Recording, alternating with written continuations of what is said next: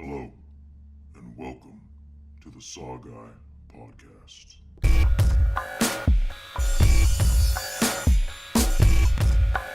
Like scary movies? What's your favorite scary movie? Here's Johnny. We'll tear your soul apart.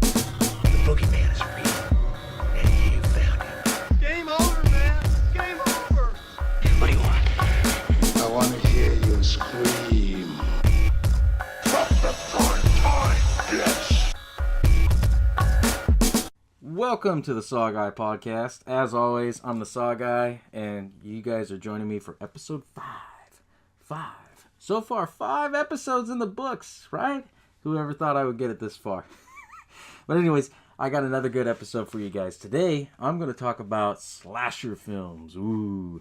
You know, I kind of throw out the hint a little bit for you in the clown episode. I kind of thrown it out there that most clown films are all slashers, you know, hint. So, yeah, I wanted to bring this up because you can't talk any horror films without fucking slashers, and that's my favorite, so it's got to be in the top fucking 5 before we move on to episode 6, right?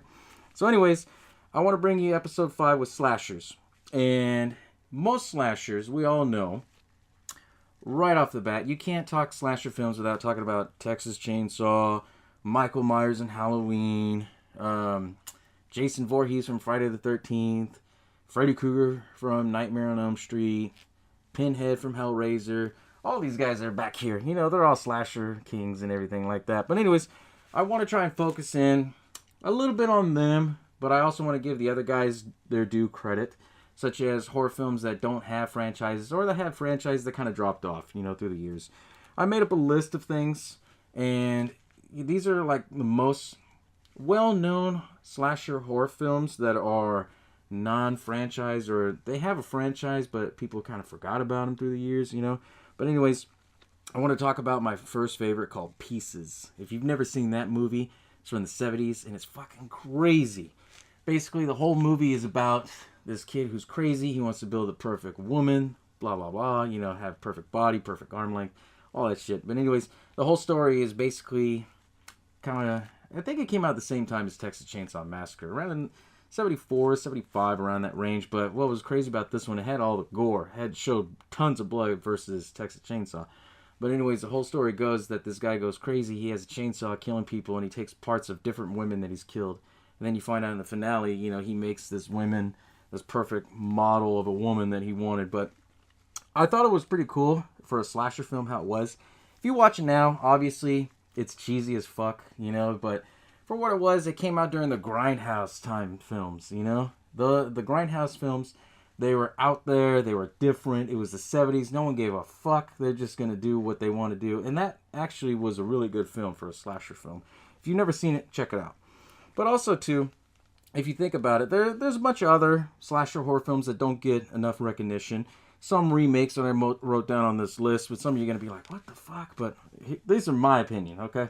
You know, I can tell you right now, my opinion is like not, well, I can't put my opinion up there on the top, but I'm just going to say these are my 2 cents, so don't quote me on it.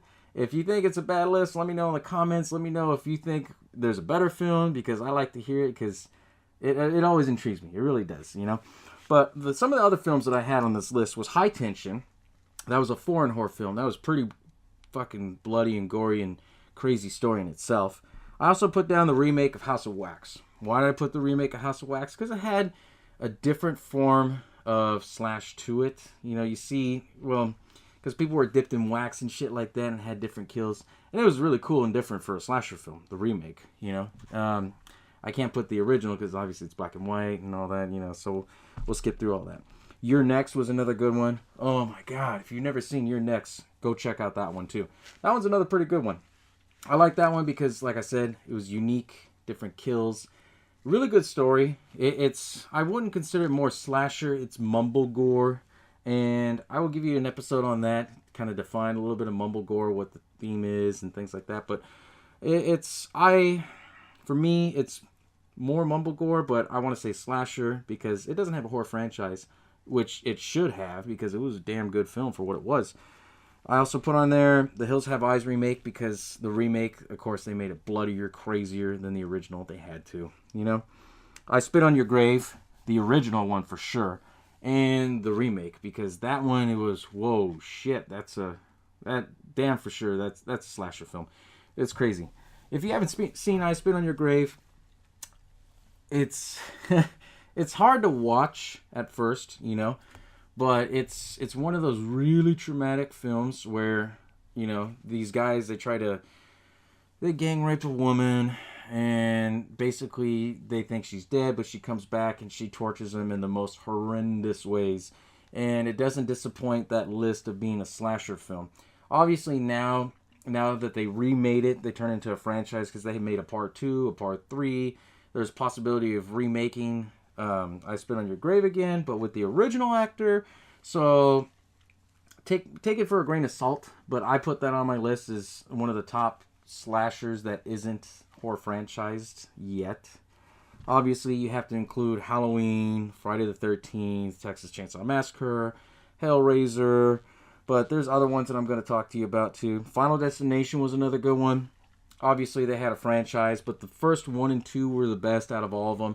They got over the top kills later on, you know, with different kills, different unique ways. And then the fact that they did it in 3D with, you know, shit popping at you, you know, and they did the X-ray thing, which I thought was pretty unique and different. But I had to put that on my list. You also have The Maniac. I love the original. I hated the remake. The remake was good, but if they would have chose somebody else other than Elijah Wood, I think I would have liked it better. I'm not a fan of his work, so I'll put that out there. Black Christmas I thought was another good one that isn't a franchise, the remake, just because that's really fucking creepy how they did that one. American Psycho, it's franchised out. I know they had the part 2. I think they even did a part 3, but I have to put that one in there as part of my list that's a slasher because, like I said, it was different, unique. It's based off a book, but it's, for what it was, Christian Bale did a damn good job on making that movie. So I had to put that one up there. Last House on the Left, you can't forget about that one. Bloody Valentine, the original and the remake. The remake, I started watching it a lot more. And and what I think about the remake versus the original owns my heart because that was the first one, obviously. The remake, I like it because they had over-the-top kills and then the fact they tied in with 3D. And as I watched it more and more, I kind of liked it because it's really different for a slasher film. Because they had that whole aspect of 3D and coming at you. And you don't see too many of those films. You see maybe 3 or 4. There was that craze for a while that everyone had to be watching everything in 3D. But they basically shot it in 2D and you watched it in 3D. This film actually had shit coming to the cameras like that and everything, and that's what made it pop. And I learned to appreciate that film more as I watched it here and there. Obviously, I'm going to go back to the previous episode and tell you, I like Stitches. Stitches was another good slasher film. 31. If you've never seen the Rob Zombie version of 31, there's no other version of 31, but if you've ever seen Rob Zombie's vision of 31 and what it was, it's basically a horror version of The Running Man, which was actually pretty cool because The Running Man was not a slasher in its own right, but it's action. But this film 31, it's more on the horror side of things, and it shows, you know, the over-the-top kills and deaths and everything. But that was another good horror franchise, well, non-horror franchise that was a slasher film. And most of the things that I put on my list, that was basically, those are my top ones. And I will also tell you, most of the 70s films that were all Grindhouse, in that Grindhouse period, those are all really good because you had a lot of one and done things. Back in the 70s, they weren't thinking about doing like sequel after sequel after sequel like they do with films now these days. But, I mean, you have to put that one up there. Another hidden gem that I forgot to tell you guys was The Hitchhiker, or The Hitcher. That's the one with Jennifer Jason Leigh and that one actor from Hobo with a Shotgun. I can't remember his name, but he was also in Batman Begins. That was another good slasher film. If you've never seen that one, that one, I couldn't eat french fries for a while. There's a scene in the movie where the guy stops at a diner and the hitchhiker's fucking with him. And he's eating fries, and all of a sudden, out of one of the fries, ends up being a freaking finger, and he puts it in his mouth, almost chews it. And I was like, oh, hell, can't do french fries for a bit. You know, that if any movie makes you stop and think about what you eat, and I mean that's got to be list worthy to me, you know. But out of all the slasher films, I like to know what's your guys' best slasher film that isn't a franchise or that is a franchise, because I'm curious to know. Because everyone tells me, and everyone's gonna go and argue, when you have a slasher film, it's all about the kills, over the top gore, things like that. And obviously we know Jason Voorhees of the Friday the 13th series, he owns that list at about 147, close to 150. I might be wrong, but it's near the 150 range. The second one, I believe, is Michael Myers, I believe. He's up there. Somebody's number 2, but I know my favorite, Jigsaw, he's number 3 from the Saw series. I can't forget that shit. But those are your top 3 up there. But I'd like to know what you guys think about that, because everyone gives me a different opinion. And some tell me, oh, Jason's better, Michael's better. Leatherface was, you know, one of those guys who didn't give a fuck and just did whatever he wanted. And those ones are actually good choices. I'm not complaining on any of those. You know, I'll tell you the truth. I like them all. So, but I also want to know, what's your guys' opinion on this? What makes a slasher film great, right? We've all seen slasher films that we go to the theaters, or you see it on Netflix, or you see it on video on demand.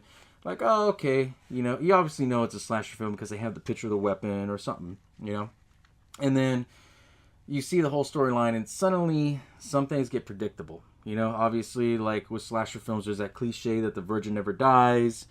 You know, the nerdy person ends up dying last, or he's the first one going. But, I mean, there's different ones, like different rules now that they've been making different films, or newer films, I shall say, and kind of changing those. You know, like Final Girls. Final Girls is another good one. If you've never seen that one, check that one out. That's another good one. But it's just, for me, when I think of slasher films, I look at everything all around. I look at the story, I look at the effects, and I look at what they do with the character. The most recent one that I'm going to say that was really good as far as the slasher film goes was the Victor Crowley series, or the Hatchet series. If you've never seen Hatchet, go check it out. It's badass. I like it. It's basically... is Jason Voorhees in the swamp. That's basically what the story is. And funny thing that I say it like that, because the actor who played Jason Voorhees, Kane Hodder, he also plays the main villain, Victor Crowley, in this. And what I like about the Hatchet series is that they did over-the-top kills, you know, splitting people's heads open and using a belt sander, and you had all these other different cameos of actors. You had Robert Englund, Tony Todd, all these guys in it. And it's a B-rate film. You have to go in there and expect that. But at the same time, it was really good. Like, the storyline. Like, it should have been... I don't know if they've ever released it in theaters. From what I remembered, it's always been straight to DVD, straight to video on demand, or Netflix. But that's another good series. If you really like slasher films, check it out. And I believe they did a part 4 recently. I don't know if it's out yet, or if it's coming out on DVD or Blu-ray soon. But take a look at it. I mean, that one's a really good one. But I like that one. But also, too, when you talk about slasher films, everyone, they're going to tell you the difference, like, does it need to be rated R? Does it need to be PG-13? Now, I'm going to tell you, the guys that tell you that it needs to be PG-13, don't listen to them. Because any horror film in PG-13 is, 90% of them, they're just, They fail to do the job. And what I mean by that is, if you have a PG-13 slasher film, they don't show anything. They don't show any effects. They rush through the story. It has to be rated R. And 9 times out of 10, the reason why they're rated R is because, you know, in a slasher film, there's got to be some sort of nudity in it. So that's going to give it an R rating. There's going to be a little bit of cussing, a little bit of this and that. But, you know, if it's not rated R and it's a slasher film, be wary on it. Because I'm going to tell you, from my experience, I've seen PG-13 horror films that were supposed to be slasher. And I walked out like... saying that's 2 hours of my life I can never get back. You know, we've all been there. I've been there with some M. Night Shyamalan films, you know, thinking about that. But, you know, that's M. Night Shyamalan for you, so he's not a slasher. But anyways, it's... I don't know. I mean, honestly, I like slasher films. They don't have to be unrated. They have to be at least R-rated. And they have to have a good story. They have to have a good character development. And they also have to have some good over-the-top visualization. Doesn't matter about the deaths, the kills, for me, and not always, but the fact that they do the makeup right, the fact that they make it authenticity, you know, the authenticness of it. If you look at Green Inferno, the one that Eli Roth did, everyone says it's a remake of Cannibal Holocaust and all this. Everyone has their take on that, but I don't see it as a remake of it. I see it as his take on that style of genre.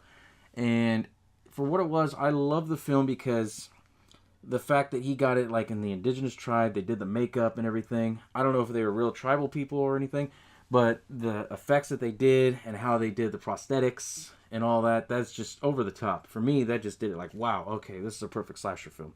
That's what I would say, you know? But I like a lot of slasher films that most people don't like. But if you think about it, you know, most slasher films, they go in with the notion that they're one and done, right? And I'm going to go back and use the Friday the 13th method. You know, the first one, that was supposed to be a one and done series. You know, because basically it's about Jason Voorhees. You get the backstory. He drowned because the camp counselors, they didn't pay attention to him. They didn't give a shit. And then basically his mom goes crazy, kills everybody. She gets her head cut off. End of story. And then you see this dream sequence of Jason coming out of the water, pulling the chick down from the boat. And they left it open. Which most films, they do that. They leave like that open-ended series. And you really don't know if they're going to do a sequel or not. But they went ahead with that sequel. And I'm glad that they did. Because now you have an icon in Jason Voorhees. You know? And I thought it was pretty cool how they did that. But there's some other films that were supposed to be one and done. Like if you look at House of a Thousand Corpses. The way that they ended it. You know, basically Captain Spaulding picked up the chick. She thought she was done. And all of a sudden you see Otis pop up in the back. The end. Right? Or you would think. Because it had a question mark, I believe, in that one. But it left open-ended. So most slasher films, they do that. Not all of them. And it just depends. If they are really good in theaters, then they go ahead and do sequels. I like sequels. But I don't like the fact that they repeat it. You know, the same storyline or whatever, you know, unless there has to be some meaning to it, you know. But personally, I like a lot of slasher films. I like, there's a lot. There's so many that I can name on the top of my head. You know, I'm trying to think of ones that don't have horror franchises, but that's hard because all the good slasher films, they all have a franchise. They all have different sequels, different things that they built up on it. But I'm trying to think of the most random one-and-done ones. And that was actually my list that I had given you. But I would say it had to be You're Next. That's one of the most underrated ones out of all of them that are one-and-done. I believe, I don't know if it did good in theaters. I'll have to research that. I should have researched that. But, you know, I was too excited to do this damn episode. But anyways, I thought it was really good for that film, You're Next. The fact that they had people in masks going around and doing the dirty deeds for somebody who wanted like a family fortune. It's a simple plot, but at the same time, it worked really well for that style for what it was doing. But also too, when you look at other random films like Stitches, or if you think about other horror franchises like Jason Voorhees or Texas Chainsaw, like if you think of a slasher film, why do these characters go crazy and do what they do? And it's everybody has a different take on it.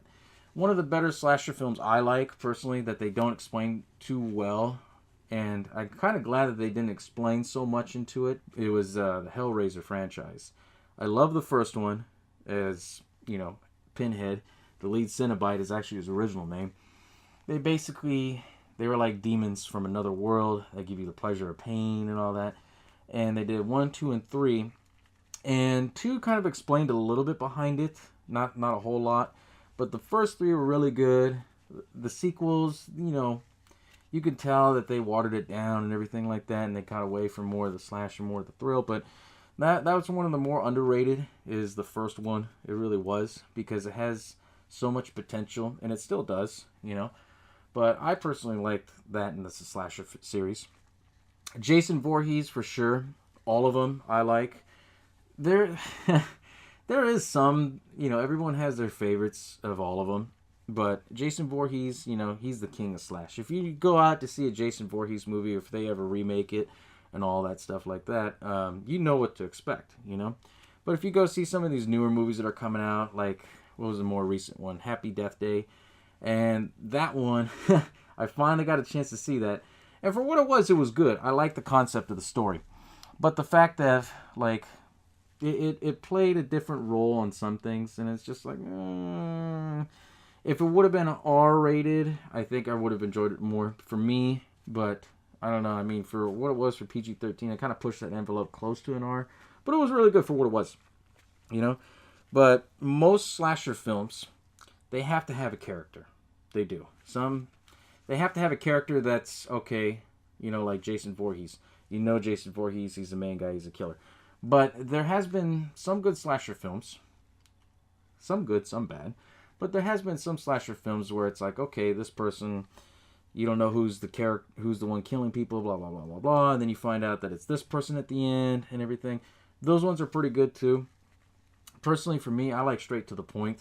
I think the only one that really caught me off guard that was a good slasher film like that was the first Saw. That one where it kept you guessing and everything, and then at the end, oh shit, you know? That was really good for what it was. It really was. You know? But there's been a little bit of change here and there, you know, with some slasher films. I was watching the other day on El Rey Network. They were doing what was it? Maniac Saturdays or something like that. It was a movie marathon. And another one that was kind of underrated was Daybreakers, the one with Ethan Hawke. And that one was actually pretty good for what it was, for being a slasher film, but also a vampire at the same time. But that was another good one that really didn't get a horror franchise, but it moved away from your typical slasher film.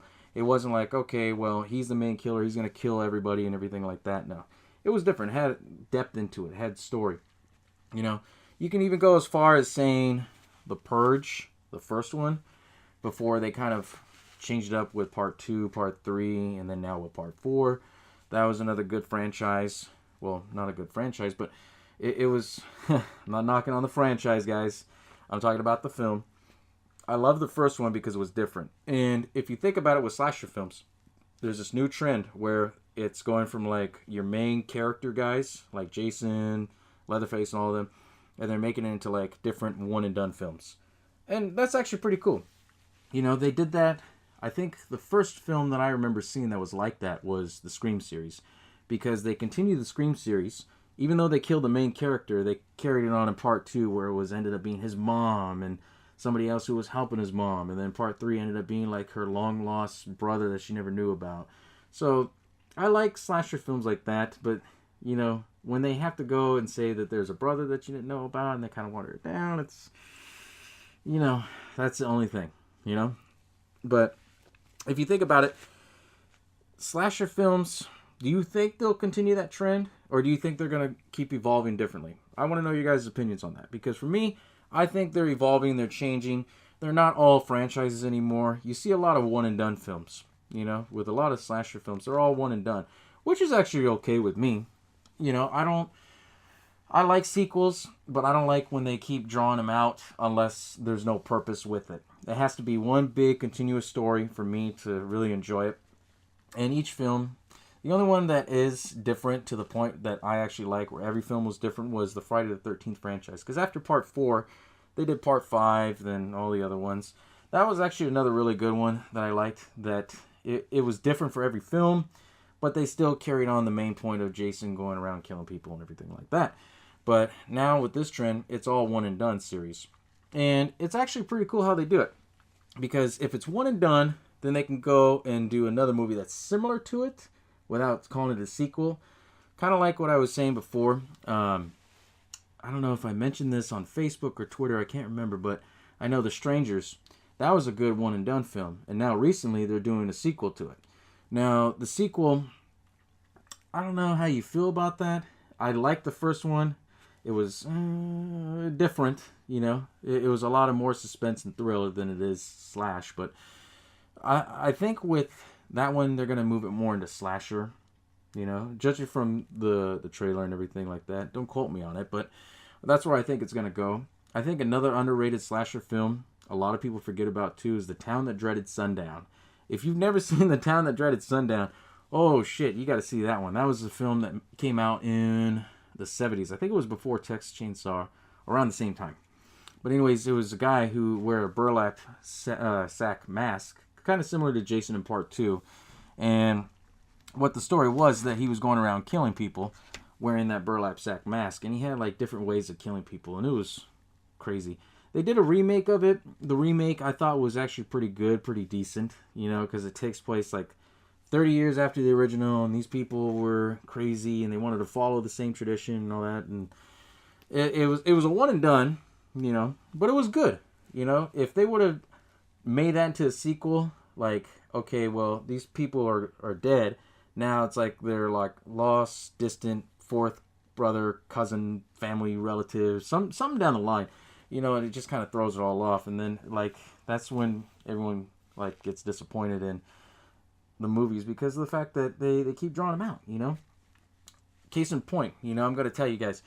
Wrong Turn. Wrong Turn was great. The first film, no problems with it. When they did it all the way up to Part 6, now Part 7, I think they're even doing a Part 8, you know. But they dragged that on, and, you know, they're slash and gash films, and I like the way that how they still continue that trend, but the fact that they keep drawing it out, it's like, okay, you know, not something different, but it's just, you know, it sounds like they're playing the same tune just on a different guitar. That's how I look at it. But some films, they can carry on franchises really good, and some can't. So, I mean, it just really depends on your taste. And, you know, I'm curious to know what's your guys' taste and what you like. Personally, for me, I like a lot of slashers. I do like some paranormal and ghost ones, as I said in my first episode. But slashers is still, you know, grade A, top choice for me, you know. But let me know what you guys think. I'm really interested to hear, you know. And hopefully, maybe I might bring in a slasher icon I might talk about in my next episode. Because I'm really interested, you know, because this one I have to bring in a slasher icon on this one. After I'm doing this episode, I'm going to tell you right off the bat, slasher films are my favorite. So, let me know what you guys think on that. I got nothing else for you, you know, because this is, like, coming up with this list, it was really difficult trying to look up slasher films that weren't franchises, horror franchises. And I figured, okay, fuck it. I'm just going to tie them both. You know why? Because we all know about your main top guys. Like these guys all right here behind me. We all know about them. But what about the other films? If you never got a chance to check out the other films that aren't horror franchises, look them up. You know? There's a bunch of lists that people do on YouTube. There's a bunch of lists that people put up on Google that you can Google search and shit like that. Personally, you can't go wrong with any of the lists that I gave you if you want to do just a one and done film. If you want something that's over the top, things like that, there's those. There is some crazy slasher films, but they're foreign films. Maybe I might get back to you on that, you know, because foreign slasher films, those are really off the wall, you know. But if you ever get a chance to, you know, take a look at it, look at the list, see what there is. Most of them you can find on YouTube, as far as the list goes. As far as the movies, most of them, I like Hulu because they put a lot of different ones on there. Netflix, they do put some up every now and then whenever they update, but it's like, you know, sometimes you're lucky if they have it, sometimes they don't. Obviously, there's other horror streaming networks like Shudder, Fright Picks, all those other ones. So if you're interested in checking all those out, the one and done slasher films, take a look at them, see what you think, and let me know in the comments. You know, I'm always interested to see what you guys think. And as I said before in my first episode, that I can only make this show a lot better with your guys' input. So if I fuck up on anything, let me know. If you guys continue to love it, and I've been getting a lot of praise, so thank you all out there that are still supporting the SaWGuy out here. I'm going to keep these videos going, keep you all happy, keep me happy. So thanks again, guys, for everything. Keep tuning in. As always, I'm the SaWGuy, and I'm out. Bow down.